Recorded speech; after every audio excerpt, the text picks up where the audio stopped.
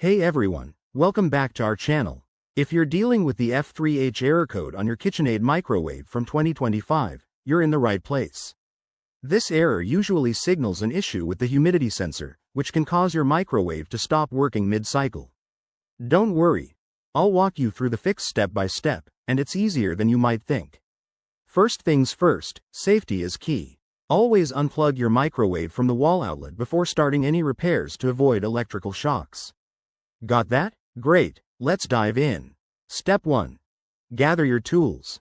You'll need a Phillips screwdriver, a soft cloth, and maybe a multimeter if you're tech savvy.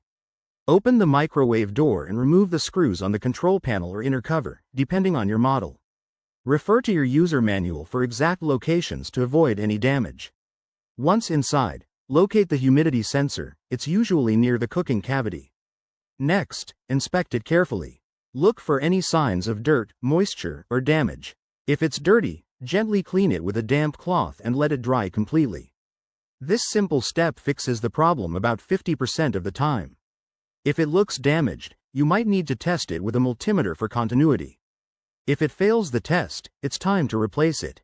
You can order a replacement part online from KitchenAid's website or a trusted appliance parts retailer. After replacing or cleaning, reassemble everything in reverse order. Plug it back in, and run a test cycle. If the error persists, it could be a wiring issue or a faulty control board. In that case, call a professional technician. Remember, microwaves involve high voltage, so don't risk it if you're unsure. There you have it, folks.